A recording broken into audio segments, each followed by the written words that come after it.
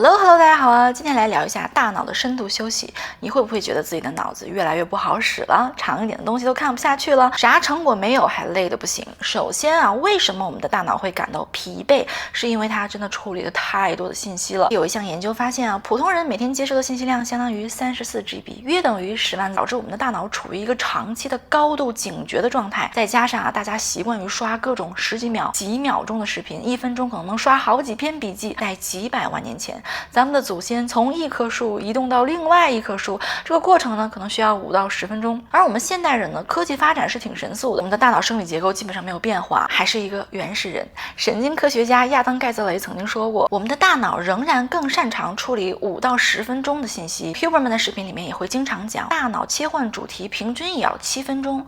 记住这个时长很重要，很多视频可能就几秒到10几秒，那你10分钟你就能刷30-50个不同的主题了。我不知道我剪出来到底多长啊，估计大概7分钟，试试看能不能坚持看完啊！肯定有很多弹幕或者留言说，然而我连这个视频都没有耐心看完。扎心呐！频繁的切换主题呢，就意味着我们的大脑被迫的在极短的时间内处理完全不相关的信息，改变大脑的神经链接，使我们越来越难以集中注意力在一个单一的任务上。一台486被强制运行了规格之外的高强度程序，它就是会不可避免的出现宕机啊、死机啊、卡顿啊、性能下降的这些问题。这咋赚钱呢？脑子不好使怎么赚钱啊，姐妹？所以啊，刷完几秒钟的短视频，或者是刷完小红书一大堆这个八卦帖子之后，一定要做一下信息排毒。然后我说一下多任务处理。我知道很多人都是这样，包括过去的我自己，都是在追求效率的极限，甚至pride themselves on multitasking， 就还挺自豪的，听着视频做家务啊，开着直播刷帖子啊，边听有声书边网上购物，这些事我曾经都干过。但是慢慢的，我就开始注意到我因此而变得越来越笨了。作为一个几乎不刷短视频的人，我也会因为多任务处理而导致这个记忆力下降，注意力难以集中，就到了一种如果我安安静静的只做一件事儿，我都会觉得好像少了一件事儿。然后我就开始反思，到处寻找答案。我就发现了这种看似高效的工作方式，它其实是一个巨大的陷阱。好像一天能完成更多的事情，1年就能取得更大的进步，但现实是我们越来越疲惫不堪，似乎啥事儿都没有做好。有一本书叫《大脑整理术》，里面有讲到一个非常重要的事实，一个已经经过脑神经科学验证的事实，就是我们的大脑并不是为了多任务处理而设计的。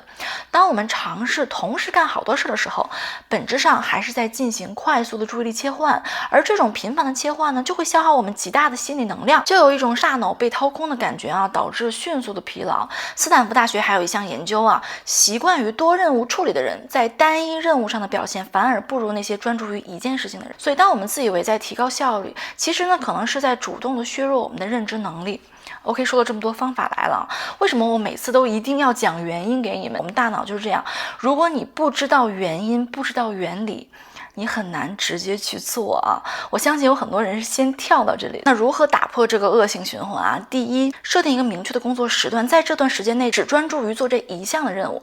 你看书，这时候就看书；学习就是学习，工作就是工作，把其他所有的程序都关闭，包括不要听任何东西，除非是白噪音。除此之外的听音乐啊、听歌啊、什么有声书啊，全部都关闭，把所有的手机提醒也都关闭。即使你是在购物，你在买东西、选东西的时候，话说我们网上购物的时候老累了，脑袋瓜子风扇都要转起来了，你就只认认真真的购物啊，不然你可能会精挑细选的买了一堆丑衣服。那我现在到了一个什么程度呢？就是我之前开车的时候，我一般都会听个书，听个 podcast， 然后我就觉得好累啊，毕竟我是开车不是坐车，你说我再轻松吧，我也还是有一个程序在开着，回到家之后啥都干不了不说，我还得歇一会儿啊。你看年纪大了就是不行。那所以我现在送孩子上学的路上呢，我儿子如果想听歌的话，我就给他放。那我自己开车的时候，我车上连音乐我都不会放，我就会觉得大脑特别的放松，可以1秒的进入工作状态。看起来我好像少听了很多博客啥的啊，其实呢我的专注力提高了。再说你说听不听能有多少帮助呢？其实也没有多少啊，还不如回家安安静静看一会儿书来的效率高。所以呢，我也建议大家，如果你觉得特别累的话，你可以尝试只做一件事情，只运行一个程序，并且保持一定的时长，你真的会觉得放松了很多。第二个呢是进行体育活动，在我们觉得脑瓜子特别累的时候，最好的休息，最好的主动休息就是运动。我知道很多人说啊，这不老生常谈了吗？我就是不愿意动呀，我都这么累了，我下这逼班，我工作完了，我就只想刷手机啊。我这么举一个例子啊，你会不会在打完球之后去跑个步来休息？你会不会游完2小时泳之后再约一场球去休息？你不会啊，因为你不傻。可是为什么我们要让大脑劳累了一天之后，让它继续兴奋？我不相信有任何人可以在刷完2个小时的视频之后，会真正的感到舒适、放松、平静、愉悦。没有，因为我们不可能违反自然规律。但是我相信任何一个做完运动的人，他会感觉到舒适、放松、平静和愉悦。所以我真心的建议大家，如果你觉得大脑太累、太紧张、太焦虑、极度的内耗的状态下，手机一扔，出去走一走，动一动。你能把视频看到这里，我相信你是一定可以做到的。OK， 第3个呢是超级大脑瑜伽，我不知道你们有没有听说过啊 ？Super Brain Yoga 这个动作是这样啊，我给你们演示一下。首先呢，就是用一只手来按摩对侧的耳垂，左手按右手的耳垂，右手按左手的耳垂。边按摩的同时，蹲下站起，蹲下站起，做深蹲。这个不是在跟你们开玩笑啊，这个是真的经过脑神经科学证实有效的运动。我们都知道啊，我们的左脑控制着身体的右侧，我们的右脑呢控制身体的左侧，所以这个运动呢也叫交叉中线运动。就包括有的人扔这个球哈，它是通过这个简单的交叉运动，刺激左右脑半球的协调和沟通，增加阿尔法波、贝塔波的活动，改善我们的注意力和创造力呢，提高我们的认知能力。这深蹲运动呢也能够促进脑部的血液流动，就可以给大脑输送更多的氧气。你工作累了、学习累了又没有时间出去专门运动的话呢，就可以简单的做这个动作啊，不仅能够让你精神上放松，也会物理上帮助你变得更聪明。那除此之外呢，冥想也会非常的有帮助啊，每天固定一个时间来冥想，哪怕只有3分钟，其实3分钟也已经很长了，也会超级的有帮助。以后呢，我可以专门做冥想的视频给大家。OK， 那除此之外呢，定期的数字排毒啊也是非常重要的，这个我之前也专门讲过啦。你们有没有尝试过的，然后发现真的很有效的啊？还是说当时听完觉得很有道理，但是过了几天就把这事儿给忘了？没有关系啊，这个很正常，因为我也会这样。我们的人生就是一个不断的自我调整的过程，就一定会时不时的偏离正轨的啊。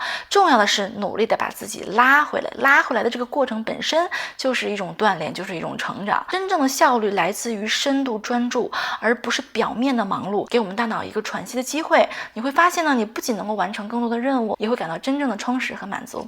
OK， 大家今天视频到这里啊，不要忘了已经3点哦，那我们就下期见喽，拜拜。